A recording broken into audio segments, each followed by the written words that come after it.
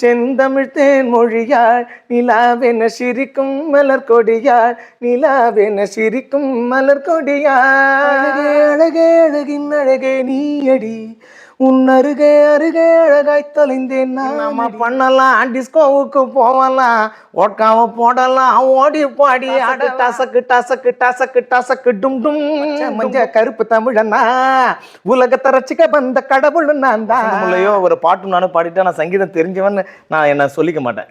ஏதோ கடவுள் போட்ட பிச்சை, நல்ல நல்ல மக்களுடைய ஆசீர்வாதத்தால இன்னைக்கு நான் இன்னும் மக்களுக்கு என்ன நான் பாடினா அவங்க ஏத்துக்கிறாங்க. அது உண்மையிலே அவங்களுடைய ஆசீர்வாதம். எழுத ஆசைப்பட்டேன் இன்னும் எழுதல, அத உன்னிடம் கொடுக்க ஆசைப்பட்டேன் கொடுக்க முடியும். ஓடி ஓடி விளையாட வாடே டோன்லாம் மாத்திருக்கேன். இப்ப என்னால பாட முடியலன்னா இன்னைக்கு என்னால பாட முடியல நான் நினைப்பேனே தவிர ஐயோ அவ்வளவுதான் நான் இனிமே நான் பாட மாட்டேன்னா பாட முடியாதா அப்படின்னு நான் நினைச்சது. உங்களை நான் நிறைய ப்ரோக்ராம் பார்த்திருக்கேன், நீங்க பாடின உள்ளத்தின் நல்ல உள்ளம் பாடுங்கன்ட்டாங்க. சரி அம்மா அது ஒரிஜினல் பாடினது சீர்காழி கோவிந்தராஜன் ஐயம்மா, அவர் பாட்டை பாடிதாம்மா நான் பொழைச்சிட்டு இருக்கேன். அப்படிங்களா, நீங்க தான் பாடினீங்களா நான் நினைச்சிட்டேன் அப்படின்றாங்க. அந்த அளவுக்கு மக்களுக்கு தெரியாது. வணக்கம் நேயர்களே, இன்னைக்கு நிகழ்ச்சியினுடைய சிறப்பு விருந்தினர் ஒரு ஆகச்சிறந்த பிரபல பின்னணி பாடகர். அவருடைய பாடல்கள் இடம்பெறாத மேடைகளே கிடையாது. அதே போல் அவருடைய பாஸ்போர்ட்டில் எத்தனை லீஃப் இருக்குன்னு தெரியல, புதுசாக ஆட் பண்ணணும். உலகத்தின் எல்லா நாடுகளும் கண்டங்கள்லேருந்து கண்டம் விட்டு கண்டம் தாண்டக்கூடிய கண்டங்களையும் கடந்த அப்படிப்பட்ட ஒரு பாடகர். அவர் தான் சந்திக்க போகிறோம். இந்த பெரிய பின்னணிக்கு ஒரே ஒரு விதை தான் என்னென்னா, ஒரு ரியாலிட்டி ஷோவில் பாட ஆரம்பித்து ஒரு மாபெரும் இந்த பயணத்திற்கு அவர் வந்து தயார்படுத்தியிருக்கு அப்படின்னா அங்கேருந்து நம்மளுடைய பேட்டியை தொடங்கணும். திரு முகேஷ் அவர்கள் வணக்கம்.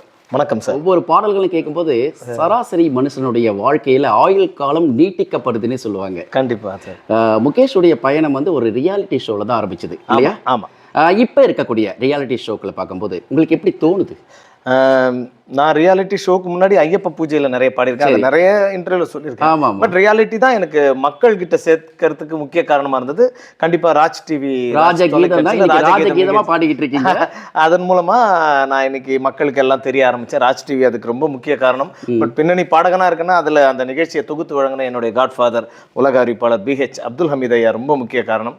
ஸோ இருந்தாலும் என்னை இதெல்லாம் வரணும்னா அதுக்கு இசைத்துறைக்கு நான் வர முக்கிய காரணமா இருந்த என்னோட குருநாதர் இசையமைப்பாளர் ஏசி தினகரன், இவங்கெல்லாம் இருந்ததுனால தான் இன்னைக்கு நான் இந்த துறையில இந்த ஒரு சின்ன வளர்ச்சியாவது எனக்கு கிடைச்சது. கண்டிப்பா அந்த பீரியட்ல இருந்த ரியாலிட்டி ஷோக்களுடைய அடையாளம் பார்த்தீங்கன்னா ஒரு சில தொலைக்காட்சிகள் மட்டும் தான் பண்ணாங்க. அதுக்கு மக்கள் மத்தியில பெரிய வரவேற்பு. இன்னைக்கு எல்லா தொலைக்காட்சிகளுமே ரியாலிட்டி ஷோ, எந்த சேட்டலைட் சேனல் இல்லாம ஈவன் யூடியூப்ல கூட இப்போ வந்து ரியாலிட்டி ஷோ ஆரம்பிச்சாங்க இல்லையா?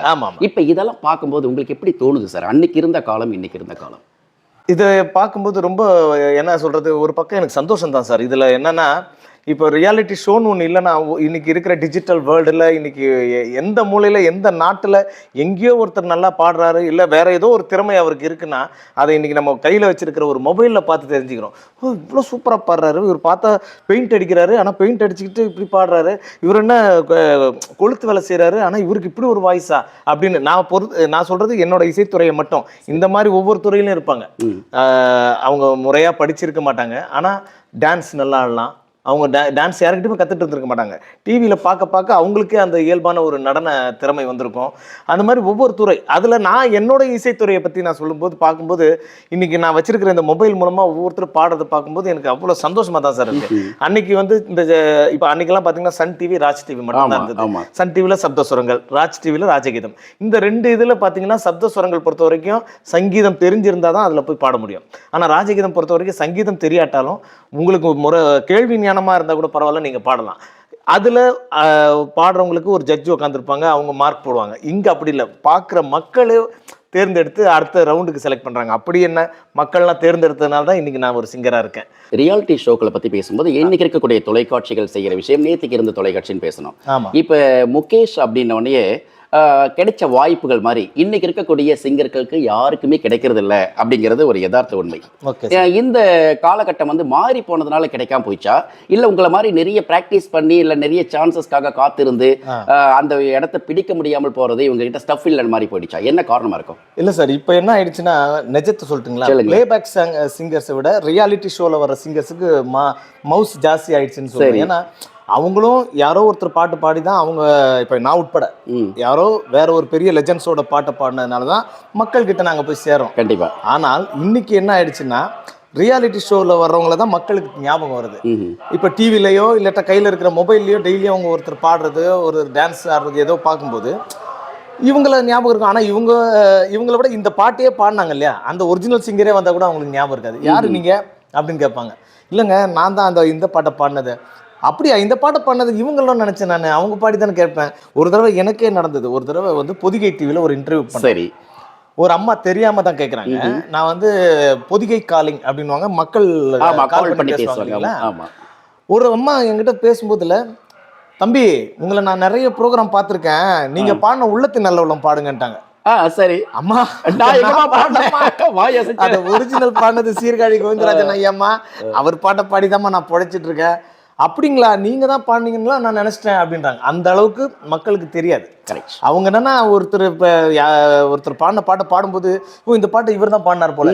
சில நேரங்களில் நான் பாடின பாட்டையே நான் சொன்னாதான் மக்களுக்கு தெரியும். கரெக்ட். நான் லைவ் ஷோ பாடுறேன், எத்தனையோ ஒரு பப்ளிக் ஷோ, ஆடிட்டோரியம், கல்யாண கச்சேரி எல்லாம் பாடும்போது இப்போது நான் திரைப்படத்தில் பாடிய இசைப்புயல் ஏ ரஹ்மான் சாரோட இசையில பாடினது, யுவன் சங்கர் ராஜா சாரோட இசையில பாடினது, இப்படி நான் சொல்லி பாடும்போது வாரிசை பார்த்து நீங்க பாடினதா?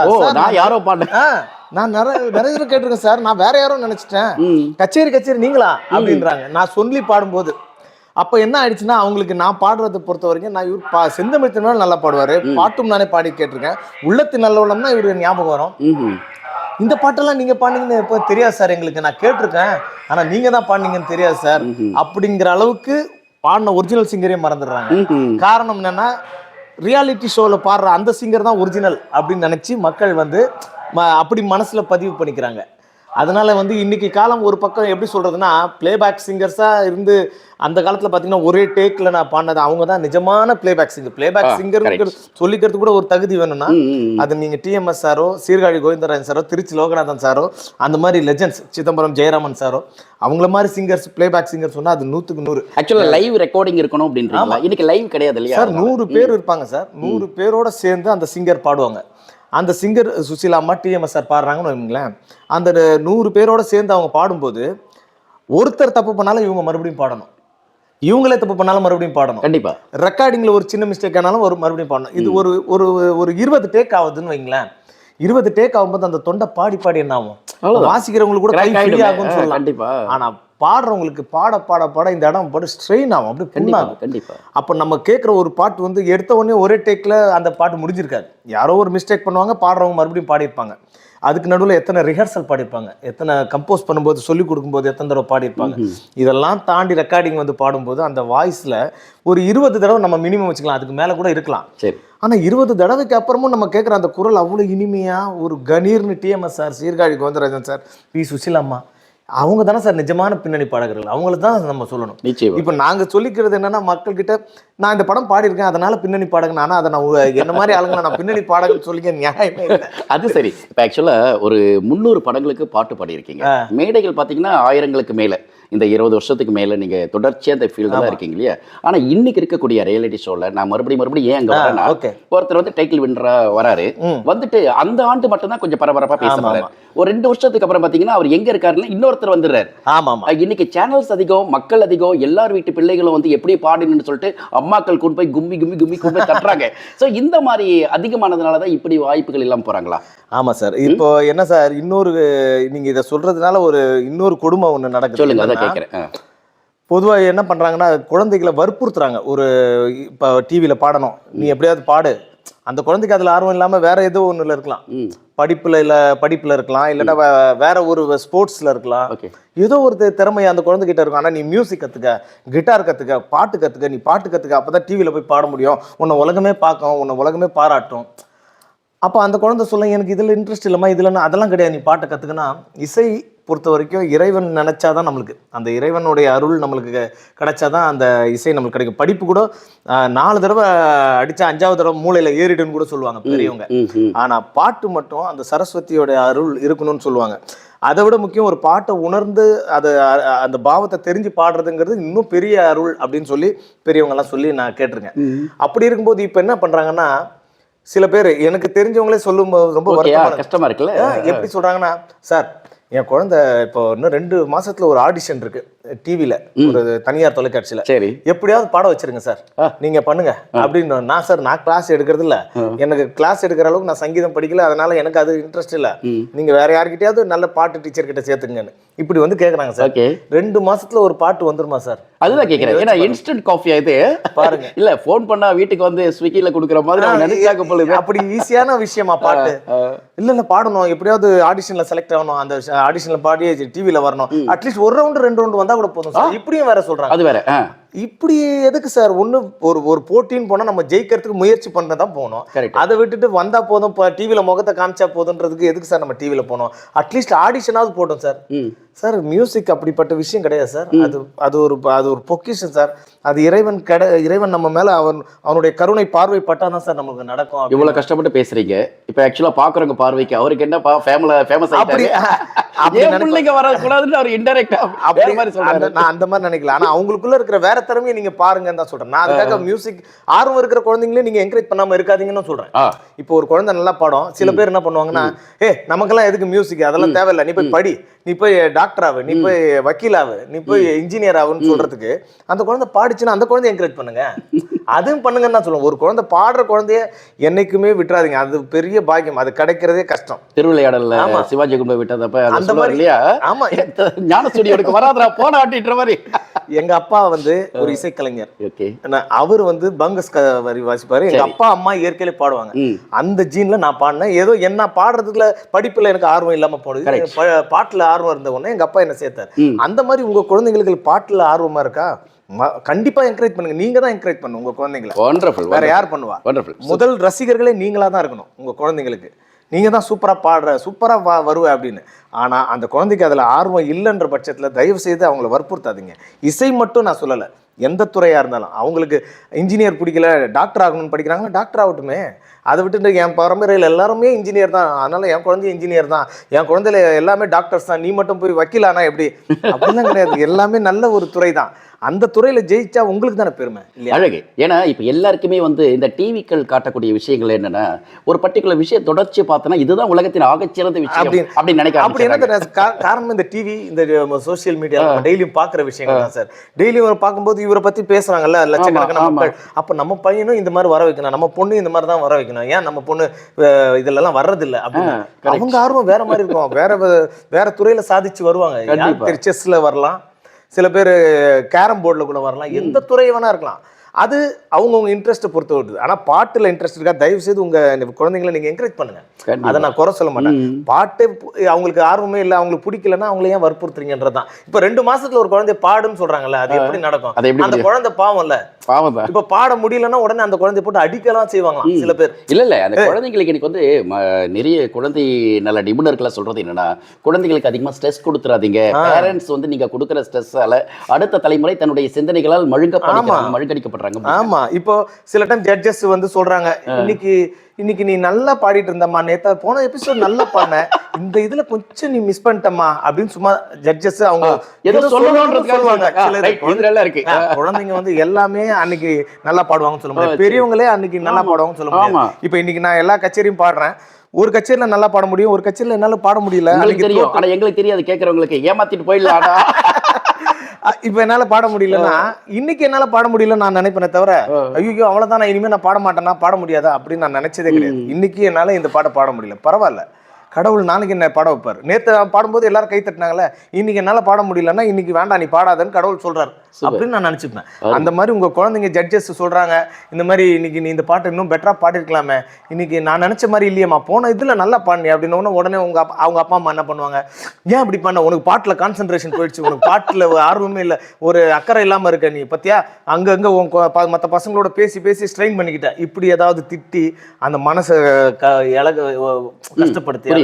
குழந்தைங்க மனசு பெரியவங்களை விட சின்னதானே, அவங்க பாவம் இல்ல. டிஆர்பிக்காக சில நேரங்கள் அப்பா அம்மா அதெல்லாம் வச்சு அவங்க பேசுவாங்க தெரியுமா, என் வாழ்க்கையினுடைய மிக முக்கியமான விஷயமே என் பிள்ளை வந்து இந்த இடத்துல வந்து நிப்பாட்டின பாத்தீங்களா, அதுதான் நான் செய்த மிகப்பெரிய புண்ணியம், அது வேற எதுவுமே இல்லை புண்ணியம். இப்ப எனக்கு பையன் இருக்கான், ஒரு பையன், அவன் இன்னும் பாடல, அதுக்காக நான் வருத்தப்படல. பரவாயில்ல, அவன் ஒருவேளை லேட்டா பாடலாம், இல்ல பாடாம வேற துறையில ஏதாவது வரணும்னா வரட்டும். சூப்பருங்க. பாட்டு தான் அவருக்குன்னா, இப்ப எங்க அப்பா அம்மா பாடினாங்க, நான் பாடினேன்னா அது சொல்லுவாங்க, நீ உங்க அப்பா அம்மா பாடினாங்க அதனால நீ பாடினப்பா. கரெக்ட். இப்ப நான் பாடினேன், என் ஒய்ஃப் ஸ்கூல் டீச்சர், அவங்க பாடல, நான் பாடுறேன். ஆனா என் பையன் இன்னும் பாடலன்றதுக்காக நீ வந்து உங்க அம்மா மாதிரி பாடாத போறியடா முட்டாளா அப்படின்லாம் நான் சொல்ல மாட்டேன். பாட ட்ரை பண்ணுப்பா, முடிஞ்ச வரைக்கும் ட்ரை பண்ணு. அப்படி பாட்டு வரலையா, உனக்கு எதுல நீ ஜெயிக்கணும், நீ அதுலயாவது நீ போ. சூப்பர். நீ பாட்டு வரல நான் உன்னை வரப்படுத்தல, ஆனா அட்லீஸ்ட் வேற எதுலயாவது நீ ஜெயிக்கிறதுக்கு படி, இல்ல வேற எதையாவது கத்துக்க அப்படின்னு தான் நான் நினைப்பேன். சரியான புரிதல் உங்களுக்கு. அவ்வளவுதான் சார். இதுதானே சார், நம்ம வந்து வற்புறுத்தி ஒரு விஷயத்தெல்லாம் வாங்க முடியாது சார். நீங்க அப்படி பார்த்தா எங்க ஸ்கூல் டீச்சர்லாம் என்னை எவ்வளவு அடி அடிச்சிருப்பாங்க படிக்கிறேன்னு. அதே ஸ்கூல் டீச்சரை என்னை பிளஸ் பண்ணாங்க. என்னை எவ்வளவு திட்டினாங்களோ அடிச்சாங்களோ, நீ எல்லாம் படிக்க மாட்டேடா, முட்டாளா தான்டா வரப்போற, நீ எல்லாம் எங்கடா மேல வரப்போற, இப்படி ஒண்ணு கூட தெரியலையாடா அப்படின்னு. அதே என்ன நான் டிவில எல்லாம் நான் ராஜகீதம் பாடினதுக்கு அப்புறம் என்னை பார்த்த ஸ்கூல் டீச்சர், என்னோட கிளாஸ் டீச்சர் எல்லாம் ஃபோன் பண்ணிட்டு, நீ நல்லா பாடுவேன்னு ஸ்கூல்ல எல்லாம் பாடுவ, ஆனா இன்னைக்கு இந்த அளவுக்கு டிவில வந்து நல்லா பாடி மக்கள்லாம் உனக்கு ஓட்டு போட்டு மக்கள் அடுத்த ரவுண்ட் உன்னை செலக்ட் பண்றாங்க, எனக்கு ரொம்ப பெருமைடா, நீ என்னோட ஸ்டூடெண்ட் சொல்லிக்கிறதுன்னு சொல்றாங்கல்ல, அதுவும் ஒரு வெற்றி தானே, அவங்களோட பிளஸிங்ஸ் தானே. அன்னைக்கு நான் ஸ்கூல்ல பாடும்போதே சொன்னாங்க, டே நீ படிக்க தான் இன்ட்ரெஸ்டா படிக்க மாட்டேற, பாட்டு நல்லா தானே பாடுற, நீ பாட்டாவது கத்துக்கடா, பாட்டு இல்லை நல்லா வாடா அப்படின்னு சொன்னவங்களும் அவங்க தான். என் ஃப்ரெண்ட்ஸ்க்கு அப்புறம் என்னுடைய டீச்சர்ஸும் என்னை என்கரேஜ் பண்ணியிருக்காங்க. அந்த மாதிரி என்னோட அப்பா அம்மா, முதல் சொல்லப்போனால் நான் சொல்லுவேன், முதல்ல சொன்னது தான், நம்ம அப்பா அம்மா தான் உங்களுக்கு முதல் ரசிகர்கள். அதனால தயவு செய்து வந்து குழந்தைங்க பாடுறாங்கன்னா பாட வைங்க, அதை என்னைக்குமே அதில் நான் வேணான்னு சொல்ல மாட்டேன். அவங்களுக்கு இன்ட்ரெஸ்ட் இல்லைன்னா தயவு செய்து அவங்களை வற்புறுத்தாதீங்க. அதுதான். சூப்பர். இந்த தெளிவான இந்த புரிதல் வந்து அநேகமாக இத்தனை ஆண்டுகளில் நீங்கள் பார்க்குற அல்லது நீங்கள் எந்த இடத்துல இருந்து வரீங்க அதை வந்து நீங்கள் ஒரு புரிதலுக்கு உட்பட்டு பேசுகிறீங்க. இப்போ நான் என்ன கேட்குறேன்னா, முகேஷ் மேலே ஒரு அடையாளம் இருக்குது, ஒரு லேபிள் ஒட்டி வச்சுருக்காங்க. முகேஷ் நீங்கள் சொன்ன மாதிரி பழைய பாடல்கள், பழைய ஆகச்சிறந்த லெஜெண்டரி பீப்புளுடைய வாய்ஸோட பாடுறவர், யூனிக்கான விஷயம் அப்படின்ட்டு, இது வந்து ஒரு லேபிள். இதுக்கு வந்து காத்திருந்து கூட ஒரு பாட்டு ரெக்கார்ட் பண்ணோம் அல்லது மேடைக்கு கூப்பிடணுன்றவருக்கும் ஒரு பிளஸ் இருக்கு. இதை சாதகமாக பாக்குறீங்களா இல்ல பாதகமா பாக்குறீங்களா? இந்த அடையாளம் பொறுத்த வரைக்கும் சார், எனக்கு அந்த வகையில பெரிய கிஃப்ட் என்னன்னா, நான் ரெக்கார்டிங்ல பண்ணும்போது எனக்குன்னு ஒரு தனித்துவ குரலும் இருக்குன்னு தான் நிறைய எனக்கு சொல்றாங்க. இப்போ உதாரணத்துக்கு, அழகே அழகே அழகின் அழகே நீ அடி, உன் அருகே அருகே அழகாய் தொலைந்தேன் நான் அடி, இப்படின்னு எனக்கு ஒரு டிம்பர் இருக்கும். ஆனா இந்த இப்படி ஒரு சாஃப்டான குரல்ல பாடின நான் தான், இன்னமா பண்ணலாம், டிஸ்கோவுக்கு போகலாம், ஓட்காவை போடலாம், ஓடி பாடி ஆடலாம், இப்படியும் பாடியிருப்பேன். இதே ஸ்டைல்ல டாசக்கு டாசக்கு டாசக்கு டாசக்கு டாசக்கு டும் டும் டும் டும் பாடியிருப்பேன். அதே மாதிரி பார்த்தீங்கன்னா ஒரு ஹீரோ என்ட்ரி சாங் எனக்கு கிடைச்சது, பச்சை மஞ்ச கருப்பு தமிழனா, உலகத்தை ரசிக்க வந்த கடவுள் நான் தான், இப்படியும் பாடியிருப்பேன். அப்படியே கானா ஸ்டைல்னு ஒன்று எடுத்தா, லவ் லெட்டரு எழுத ஆசைப்பட்டேன், இன்னும் எழுதல, அதை உன்னிடம் கொடுக்க ஆசைப்பட்டேன், கொடுக்க முடியல, இப்படியும் பாடியிருப்பேன். அப்ப சில பேர் சொல்லுவாங்க, அதுல இந்த பாட்டை ரொம்ப சொல்லுவாங்க, ஓடி ஓடி விளையாட ஓடி ஓடி விளையாட வாடே, டோன்லாம் மாத்திருப்பேன். அப்ப நிறைய பேர் சொல்லுவாங்க, என்ன சார் ஒவ்வொரு பாட்டுக்கும் ஒவ்வொரு விதமான டோன் உங்களுக்கு இருக்கு அப்படின்னு. அது அந்த கேரக்டருக்காக அந்த ஸ்டைல் மாத்தி என்ன பாட சொன்னதுனால அப்படி பண்ண. ஓடி ஓடி விளையாட இமான் சார் அந்த மாதிரி டோன் அப்படி பாட சொன்னாரு. இப்ப கச்சேரிலாம் என் வாய்ஸ் இருக்கும், கச்சேரி கச்சேரி களை கட்டுதடி, அது ஃபோக் ஸ்டைல இமான் சார் பண்ணியிருப்பாரு. அது மாதிரி ஒவ்வொரு பாட்டுக்கு அந்த ஹீரோக்கு ஏற்ற மாதிரி கொஞ்சம் ஸ்டைல் மாற்ற சொன்னதுனால அப்படி பாடியிருப்பேன். ஆனால் எல்லா குரலையும் என் வாய்ஸ், சில பேர் எனக்கே சொல்லுவாங்க, தீ இல்லைன்னு ஒரு பாட்டு நான் பாடியிருப்பேன் சார். தீ இல்லை புகையில்லை ஒரு வேள்வி செய்கிறாய் விழியிலே அப்படின்னு ஒரு பாட்டு பாடியிருக்கீங்க. அது வந்து பாத்தீங்கன்னா ஹாரிஸ் சார் 3 பேர் பாடியிருப்போம், நானு, நரேஷ் ஐயர், ஆலாப் ராஜு. ஆனா என் வாய்ஸ் எங்க வரும் நிறைய பேர் சொல்லியிருக்காங்க. இந்த பல்லு சரணம் முடிஞ்சு வர முழு பல்லு நீங்க தானே சார், உங்க வாய்ஸ் தெரியும் சார் எங்களுக்கு. ஓ, அப்ப இந்த இது ஐடென்டிஃபை பண்ணும்போது எனக்கு அது போதும் சார் எனக்கு. அது அப்போ கடவுள் சினிமா இப்ப கச்சேரிக்கு வரும்போது உதாரணத்துக்கு, செந்தமிழ் தேன் மொழியாள் நிலாவென சிரிக்கும் மலர் கொடியாள், நிலாவென சிரிக்கும் மலர் கொடியாள், இப்படி பாடும்போது ஏத்துக்கிறாங்க. நான் என் சொந்த குரல்ல ஒரு பாட்டு பாடும்போதும் இது முகேஷ் பாடினதுன்னு எடுத்துக்கிறாங்களே, அது போதும். மக்கள் தானே மகேசன், மக்கள் தீர்ப்பு மகேசன் தீர்ப்பு. அந்த லேபிள் வந்து சரியா தான் இருக்கு. அது உங்களுக்கு சாதகம் தான், பாதகமா நினைக்கிறேன். இது வரைக்கும் எனக்கு பாதகமா இல்ல சார். இல்ல, மத்தவங்களுக்கு எப்படியோ தெரியாது. சரி, ஒரு சிங்கருக்கு சித்தாந்தம் தேவையா? கண்டிப்பா சார் தேவை. உங்களுடைய சித்தாந்தமாக நீங்க எதை நினைக்கிறீங்க? சித்தாந்தம் அப்படின்னா ஒரு கொள்கை, உங்களுக்குள்ள ஒரு இது இருக்க, ஒரு அஜெண்டா வச்சிருப்பீங்க இல்லையா? ஆமா சார். இப்போ எனக்கு பொறுத்த வரைக்கும் நான் இசைத்துறைக்கு வருவேன்றதை நான் வந்து நினைச்சு பார்க்கல. ஏன்னா படிப்புல ஆர்வம் இல்லைன்னு எங்க அப்பா என்ன அட்லீஸ்ட் உனக்கு என்ன புரியுதோ தெரியுதோ அதையாவது அதுல மேலவான்னு சொன்னாரு.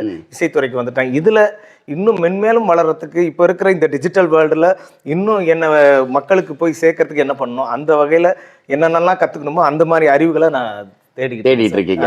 ரைட். இப்போ ஒரு சர்ச்சைன்னு வருதுன்னு வச்சுக்கோங்களேன். சர்ச்சைன்னு வரப்ப ஆண் பாடகர்களோ அல்லது ஆண் நடிகர் மேலே பெரிய சர்ச்சைகள் வர்றதில்லை. அப்படியே வந்தா கூட அங்கொன்றும் இங்கொன்றுமாக இருக்கும். ஆனா பெண்கள் மீது வச்சு செய்யறதுன்னு ஒண்ணு இருக்கு. அதுவும் இசைத்துறையில குறிப்பா பெண் பாடகிகள் வந்து அதிகமாக பாதிக்கப்படுறாங்க. சமீபத்துல ஒரு பெரிய அளவுக்கு இஷ்யூ போச்சு. இப்ப உங்களுடைய பாட்டே வந்து நீங்க வந்து என்னமா பண்ணலாம், ஓட்காவை போடலான்ட்டு அந்த பாட்டு வந்து இல்லை அந்த இது பாட்டு வருது இல்லைங்களா, அந்த பாட்டு வந்த அன்னைக்கு உங்களுக்கு ரெக்கார்டிங் ஸ்டுடியோல இருந்து ஆர்ஜேவா இருந்த ஒரு பிரபலமான சிங்கர் உங்களுக்கு வாழ்த்து சொல்லி அண்ணா சூப்பரா பாடுனீங்கண்ணே, அப்படியேம்மா பாட்டு நல்லா இருக்கான்ட்டு இந்த ஆண்டுடைய மிகப்பெரிய ஹிட் சாங் அப்படின்னு சொல்லக்கூடியவங்க இன்னைக்கு பாத்தீங்கன்னா ஒரு பாட்டு பாடிட்டு அந்த பாட்டு திருப்பி எனக்கு என்னுடைய சித்தாந்தத்துக்கு உட்பட்டது இல்லை அப்படிங்கிறப்ப ஒரு சர்ச்சையை உருவாக்குது. கொஞ்ச நாள் முன்னாடி ஒரு பெரிய அளவுக்கு பேன் பண்ணி பாடக்கூடாதுன்ட்டு. இதெல்லாம் எப்படி பாக்குறீங்க? இது சரியா சரி இல்லையா? சிங்கரை நீங்க எப்படி பாக்குறீங்க இதை? ஆமா, பொதுவா வந்து அதிகமா வந்து இந்த திரைத்துறையில பொறுத்த வரைக்கும் இசைத்துறையா இருக்கட்டும் இல்ல திரையில நடிக்கக்கூடியவங்களா இருக்கட்டும் பெண்களை தான் அதிகமா வந்து பாதிப்பு ஏற்படுத்தும். அவங்கள தான் பாதிப்பு ஏற்படுத்தும். அதுல சில பேர் அதுக்கு ஏத்துக்கிட்டும் போறவங்களும் இருக்காங்க. சில பேர் நான் வந்து அதுக்காக வரல, நான் சாதிக்க வந்திருக்கேன், நான் பாடி சாதிக்கணும் நடிச்சு சாதிக்கணும்னு வர்றவங்களும் இருக்காங்க. சில பேர் குடும்ப சூழ்நிலையால அப்படி போறாங்களா தெரியல, அவங்க அப்படி போறதுனால எல்லாமே அவங்க வந்து பாக்குறது அப்படி பாக்குறாங்க. சில பேர் சார் நீங்க என்ன சொன்னாலும் நான் கேட்கிறேன் சார் அப்படிங்கிறவங்களும் நிறைய பேர் போயிடுறாங்க. அது என்னை பொறுத்த வரைக்கும் அது அப்படி போறவங்களால சில நல்ல சாதிக்கணும்னு வரவங்களையும் அவங்க அப்படிதான் பாக்குறாங்க. அது நான் எப்படி பாக்குறது சொல்ற பொறுத்த வரைக்கும் பெண்கள் பொறுத்த வரைக்கும் அது அவங்க தான் அவங்களுக்கு முதல் பாதுகாப்பா இருக்கணும். இது வேண்டாம் அப்படின்னு முடிவு எடுத்துட்டு போகணும். இல்லை இதுக்கு எல்லாத்துக்கும் அட்ஜஸ்ட் பண்ணி நான் இப்போ இந்த அட்ஜஸ்ட்மெண்ட்னு ஒரு பேர் வச்சிருக்காங்க அதுக்கு, அதெல்லாம் கேட்கும்போது ரொம்ப வருத்தமா இருக்கு. அப்படி அட்ஜஸ்ட்மெண்ட் சில பேர் போறதுனால நல்லவங்களையும் பார்க்கும்போது அவங்க அப்படிதான் பாக்குறாங்க. ஏன் இவங்க மட்டும்னா கேட்டா பண்ண மாட்டாங்களா அப்படிங்கிற ஒரு இது காலங்காலமாக இது நடந்துட்டு இருக்கு.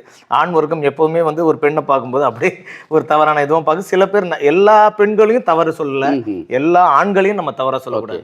நல்லவங்களும் ஆண்கள்ல இருக்காங்க, நல்லவங்களும் பெண்கள்லையும் இருக்காங்கல்ல. அதனால அப்படி போறவங்கள நீங்க அப்படி போறவங்களை நீங்க எப்படி பாப்பீங்களோன்னு சொல்ல விரும்பல. பட் அப்படி போக விரும்பாதவங்களை நம்ம அப்படி வற்புறுத்தாம அவங்கள சாதிக்க விடுங்கன்னு தான் நம்ம. சரி, ஒரு ரெக்கார்டிங்க்கு முகேஷ் வந்து கூப்பிடுறாங்க ஒரு பாட்டுக்கு. நீங்க பாடுறதுக்கு முன்னாடி உங்களுக்கு சொல்லப்படுமா இயக்குனர் யாரு, இசையமைப்பாளர் யாரு, யார் பாட்டு எழுதியிருக்காங்க, என்ன மூடு, நீங்க எப்படி பாடணும்னு சொல்லி கொடுப்பாங்க. ஈவன் மியூசிக் டைரக்டர் இல்லைன்னா கூட அசிஸ்டன்ஸாக சொல்லி தருவாங்க இல்லையா? ஆமா, அதான் சொல்லி கொடுப்பாங்க. மியூசிக் டைரக்டர் யாருன்னு தெரியாம ஒரு பாட்டு நாங்க போக மாட்டோம். ஏன்னா கூப்பிடுறது மியூசிக் டைரக்டரா இருக்கும், இல்ல அவர் சொல்லி ஒரு இன்சார்ஜ் யாருன்னா கூப்பிடுவாங்க. அப்படி போகும்போது அந்த பாட்டு வந்து லிரிக்ஸ் கொடுக்கும்போது சொல்லுவாங்க இது இந்த இப்போ வேர் இஸ் த பார்ட்டின்னு ஒரு சென்னை தமிழ்ல பாடணும், ஃபுல்லா ஒரு ஒரு குப்பத்துல ஆடுற மாதிரி ஸ்டைல் அப்படின்னு சொல்லுவாங்க. அப்ப ஸ்லாங் எப்படி பாடணும், நம்ம பண்ணலாம் டிஸ்கோவுக்கு அப்படின்னு ஒரு லவ் சாங், அழகே அழகே, இது வந்து ஒரு பாலைவனம் மாதிரியான ஒரு இடத்துல தான் ஷூட் பண்ண போறாங்க அப்படிமா அது சொல்லிடுறாங்க. Right, okay. இப்போ இது மாதிரி சிச்சுவேஷன் சொல்லி தான் பாடுறாங்க. அப்போ ஒரு பாட்டு பாடி முடிச்சுட்டு முகேஷ் வந்துட்டார். வந்ததுக்கு அப்புறமா ஏதோ ஒரு காரணத்துக்காக என்னை கட்டாயப்படுத்தி பாட வச்சிட்டாங்க, இந்த பாட்டு எனக்கு பிடிக்கல, அந்த பாட்டு ஹிட் அடிச்சு ஒரு பெரிய மில்லியன்ஸ் ஆஃப் வியூவர்ஸ் பார்த்ததுக்கு அப்புறமா நான் என்ன சொல்றேன்னு புரிஞ்சிருக்கோம். அதனால தான் நான் பெயர் எதுவுமே சொல்ல. ஆக்சுவலா இந்த தெரியல, இல்ல இப்ப நான் ஓப்பனாக பேசுறேன். சின்மயி வந்து ஒரு பெரிய பிரச்சனையில மாட்டாங்க. திரௌபதி 2ல மோகன்ஜியுடைய படத்தினுடைய பாட்டு பாடுறது கோமானேன்னு சொல்லிட்டு அந்த பாட்டு ரெக்கார்டிங் முடிச்சு பக்காவாயிடுச்சு. அது வியூவர்ஸ்ல மில்லியன்ஸ்ல ஓடிக்கிட்டு இருக்கு. இப்போ அவங்களுடைய சர்ச்சை என்னன்னா, எனக்கு வந்து என் சித்தாந்தத்திற்கு உட்பட்டு இந்த பாடல் இல்லை, நான் வந்து அவர்களுக்காக இப்போ மோகன்ஜி பாடமா தான் நான் பாடி இருக்க மாட்டேன் அப்படின்னு அவங்க சொல்ல, ஆல்ரெடி மோகன்ஜி சொல்றாரு நீங்க இவ்வளவு அளவுக்கு நான் போனதுக்கு பிறகு இந்த பாட்டை நான் இவ்வளவு அளவுக்கு ஓபன் பண்ணதுக்கு அப்புறம் நீங்க இப்படி சொல்றவ நீங்க வந்து ஒன்னு சொல்லுங்க, இந்த பாட்டு வேண்டாம் அப்படின்னு சொல்லிடுங்க, நான் வந்து ரிட்டர்ன் பண்றேன். பேரரசு என்ன சொல்றாரு டைரக்டர், நீங்க பாடல நம்ம பிடிக்கலன்ட்டீங்களே அந்த அமௌண்ட் ரிட்டர்ன் பண்ணிட்டு படத்துல நீங்க பாட்டை எடுத்துருங்கன்னு சொல்லுங்க அப்படின்ட்டு. இது வந்து தேவையில்லா சர்ச்சையா, தேவையான சர்ச்சையா, இது ஏன் நடக்குது? ஏன்னா பாடுறதுக்கு முன்னாடி தெரியும், பாடும்போது எல்லாமே தெரியும் சார், அதை நான் மறுக்க முடியாது. ஏன்னா நாங்க பாடும்போது இது இந்த லிரிக்ஸ் இருந்தா இப்ப டபுள் மீனிங்ல ஒரு லிரிக்ஸ் இருக்குன்னா நாங்க என்ன பண்ணுவோம், இது வேண்டாம் சார், இதை பாடி வந்தா எங்களெல்லாம் எல்லாரும் கிண்டல் பண்ணுவாங்கன்னு பொதுவா ஃபீமேல் சிங்கர்ஸ் அதை அவாய்ட் பண்ணுவாங்க. அவாய்ட் தான் பண்ணணும். இல்லைன்னு வைங்களேன், இப்போ அந்த காலத்துலலாம் சில பாட்டை வச்சு கிண்டல்லாம் பண்ணாங்க. ஓரம்போன்னு பாட்டு வந்து கூட அப்ப அதெல்லாம் பேன் பண்ணதா சொன்னாங்க. ஓரம்போ ருக்குமணி வண்டி வருது அப்படின்னு. அதனால அந்த வரிகளை வச்சு கிண்டல் பண்ணதாகலாம் சொல்லுவாங்க. அப்புறம் எங்க பாக்குற செப்பு கோடம் இந்த பாட்டெல்லாம் வச்சு கிண்டல் பண்ணதாகலாம் சொல்லுவாங்க. அப்போ ஒரு பாட்டை பாடும்போது நம்மளுக்கு தெரிஞ்சுன இது வந்து இது மக்கள் மத்தியில ஏதாவது பேசப்படும் தவறா அப்படின்னு கூட. அதனால பாடும்போது நம்ம எல்லாருக்குமே தெரிஞ்சுதான் சார் தெரிஞ்சுதான் பாட போறோம். அதனால சொல்லி செஞ்சதுக்கு அப்புறம் திருப்பி பேசக்கூடாது இல்லையா? அது செஞ்சதுக்கு அப்புறம் நம்ம தான் தெரிஞ்சே பாடிட்டோம். சரி, இது பாடினதுக்கு அப்புறம் நம்ம இதை பத்தி வீட்ல டிஸ்கஸ் பண்ணும்போது இந்த லிரிக்ஸ் இப்படி நான் பாடிட்டு வந்தேன், எதனா பிரச்சனை வருமானு அட்லீஸ்ட் வீட்ல சொல்லும் போதாவது, இல்ல இந்த பாட்டு ஏதோ எனக்கு சரியா படல சார், நான் பேமெண்ட் ரிட்டர்ன் பண்றேன், அந்த பாட்டை என் வாய்ஸ்ல நீங்க ரிலீஸ் பண்ணாதீங்க அப்படின்னு கூட சொல்லியிருக்கலாம் இல்லையா? Right, okay, fine. இப்போ நான் என்ன கேட்க வரேன்னா, இப்போ இந்த பக்கத்துல முகேஷ் கிட்ட வரேன். முகேஷோடைய ஆரம்ப காலத்துல பாத்தீங்கன்னா மெட்லி அப்படிங்கிற ஒரு விஷயத்தை நீங்க ஃபாலோ பண்ணீங்க. ராஜகீதத்திலே அடிச்சிருப்பீங்க. அப்துல் ஹமீத் ஐயாவே வந்து ரொம்ப ஆச்சரியப்பட்டாருன்னு கூட பேட்டிகள் பல இடத்துல சொல்லியிருப்பீங்க. இந்த மெட்லி அப்படிங்கிறது வந்து நீங்க அந்த நேரத்துல எல்லா பாடலையும் கனெக்ட் பண்ணி பண்ணன்ற ஐடியா வந்து எப்படி உங்களுக்கு தோணிச்சா? இல்ல இன்னைக்கு மெட்லின்னு தனியா ஒரு செஷனே போயிட்டு இருக்கு. அந்த ஐடியா என்னோடது கிடையவே கிடையாது. சரி, அது வந்து முழுக்க முழுக்க என்னுடைய, நான் கச்சேரியில இருந்து பாடி தான் பிளேபேக் பண்ணுவேன். அதுல கர்ணன் ஒரு அண்ணன் பாடுவார். அவர் வந்து பக்தி பாடல்ல மிக சிறந்தவர். அவர் பேரே கருமாரி கர்ணா அப்படின்னு தான் பேர். அவர் பேர் அந்த ஆத்தா கருமாரின்னு ஒரு பாட்டு ரொம்ப நல்லா பாடுவார். அவரோட நாங்க எல்லாம் ஒன்னா கச்சேரியில பாடும்போது அவர் சங்கீதம் படிச்சவர். அவர் இந்த வசந்த முல்லை பாட்டை எப்போ பாடும்போதும் இந்த மாதிரி ஒரு 10 பாட்டு அதே தாளத்துல அதே ராகத்துல அமைஞ்ச பாட்டை பாடுவார். அவர் பாடி கேட்டு கேட்டு அவர் கச்சேரியில் பண்ணதோட அங்க இருந்த மக்களுக்கு மட்டும்தான் தெரிஞ்சது. நான் ராஜகீதம்ல போய் பாடும்போது எல்லாருக்கும் தெரிஞ்சது. டிவியில வந்தோடனே, ஓ இதுல இத்தனை பாட்டு இருக்கா, ஒரே தாளத்துல ஒரே ராகத்துல இவ்வளவு பாட்டு இருக்கா அப்படிங்கறது அப்ப தெரிஞ்சு. அதனால வந்து இது என்னுடைய கண்டுபிடிப்பு கிடையாது. அவரு அதை அழகா அந்த பாட்டை கோர்வையா பண்ணாரு. ஒரு 5 நிமிஷத்துல அடிச்சு தாக்கி. ஆமா, இந்த புகழ்ல கருமாரி கர்ணான்ற அண்ணனுக்கு தான் சேரும். ஃபேண்டாஸ்டிக். இப்போ ஆக்சுவலா எஸ்பிபி அவர்கள் வந்து கடைசி காலம் வரைக்கும் சொல்லிட்டு இருந்தாங்க என்னன்னா, ஒரு மேடை இசை கச்சேரிகள் நான் செய்யல, இது மார்கழி சீசன் தொடங்குற சமயம், இசை கச்சேரிகள் நடக்கிற சமயம். இது இவ்வளோ 25 வருஷமா முகேஷ் என்கிற ஒரு ஆளுமை இசை கலைஞராக இருக்கீங்க. மனசுக்குள்ள தோணுதா எப்பயாவது ஒரு மேடையில் கர்நாடிக் மியூசிக்ல ஒரு கச்சேரி நடத்தணும்டா? நம்ம இல்ல, இது வரைக்கும் அப்படி தோணுனதே கிடையாது சார். ஏன்னா நான் சங்கீதம் இன்னும் படிக்காம இவ்வளோ நல்லா பாடுறீங்களா, கற்றுக்க வேண்டியது. அதை நான் ஆரம்பத்துல சொன்னதான். அப்போ ஒரே டேக்ல 100 பேர் இருந்து பாடினாங்க இல்லைங்களா. இப்போ வந்து என்ன மாதிரி சிங்கர்ஸ், ஏன் பிளேபேக் சிங்கர்ஸா என்ன மாதிரி நிறைய பேர் ஏன் இருக்கோம்னா லைன் பை லைன் பாடலாம். கரெக்ட். உதாரணத்துக்கு இப்போ பார்த்தீங்கன்னா, கச்சேரி கச்சேரி களை கட்டுதடி கண்ணால என்ன நீ பார்த்தா, இது வரைக்கும் ஒரு லைன் பாடிட்டு, என்னோட உன்னோட விரல் பட்டு சின்ன யூத்தாக மறுவா தாத்தா, இப்படியும் பாடலாம். ஸோ லைன் பை லைனாக பாடுற ஒரு காலம் வந்ததுனால என்ன மாதிரி சிங்கர்ஸ்லாம் இன்னைக்கு பிளேபேக் சிங்கராக இருக்கும். ஒரே ரன் தூள பாடினாங்களே, அதனால தான் சொன்னேன் அவங்க தான் உண்மையான பிளேபேக் சிங்கர். நாங்கள் அதை சொல்லிக்க கூடாதுன்னு தான் நான் நினைக்கிறேன். அதனால வந்து சங்கீதமே தெரியாம நான் போய் மார்கழி மாசத்துல போய் கர்நாடக சங்கீத கச்சேரி பண்ண, நான் வசந்த முல்லையோ ஒரு பாட்டும் நானும் பாடிட்டேன், நான் சங்கீதம் தெரிஞ்சவன் நான் என்ன சொல்லிக்க மாட்டேன்.